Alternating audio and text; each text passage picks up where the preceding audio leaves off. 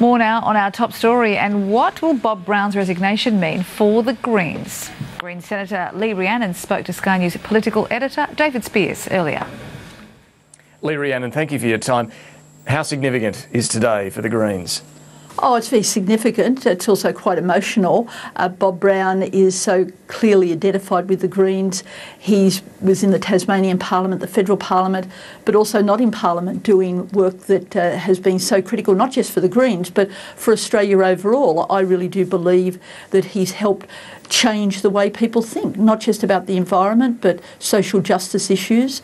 We were talking, for instance, about the Tampa, like when he spoke up for showing compassion for those people, that he was heavily criticised at the time. So he's made a breakthrough in how we view ourselves and Australia and the world. He's been so important to the Greens, though, and you think Greens, you think Bob Brown, the party's not going to be the same without him as leader.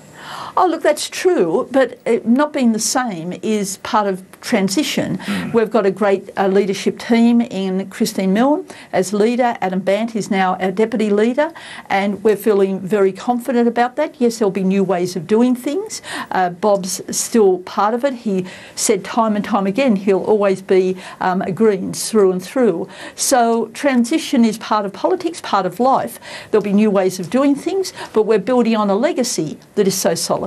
How would you like to see the Greens alter direction in any way, or do you think you need to keep going the way Bob Brown was going? Look, I think it's largely going the same way, but there is different new leaders bring their own experience and their own ideas. Christine's already set some of those out in terms of her commitment to alliance building. She'll be very soon doing a listening tour around Australia, her commitment to rural and regional Australia. Is there opportunities there for the Greens to broaden your support base in country areas? Oh, well, that's certainly what our commitment is, to broaden our support base in many constituencies with working people, with farmers, people from different communities.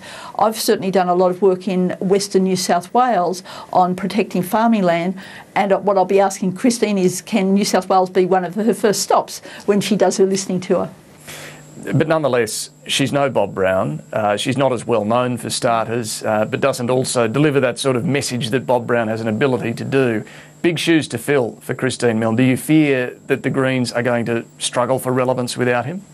Oh, no, not at all. I'm conscious that it's certainly a new era for us. There's a whole different style that Christine brings to it.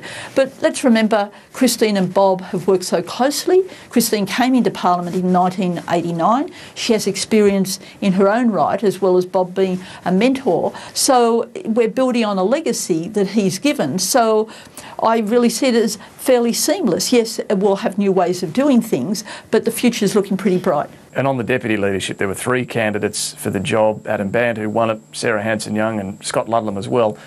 There seems to be some ambition within the ranks of the Greens. Well, I think remembering what Bob says, like the ambition can be healthy. All our MPs are committed to the principles and policies of the party. We've all had some ambition in that we've worked hard to get elected to Parliament, and fair enough that people throw their hat in the ring. So it's not going to become a simmering problem in the Greens, the issue of who should be deputy leader and even leader? Oh, not at all. That's been settled today, and people are very pleased about how it's rolled out. We're still a little bit surprised. It's all happened so quickly, and we've got a lot of celebrations and thank yous with Bob, but the future is looking good. All right, Lee Rhiannon, thank you. Thank you, David.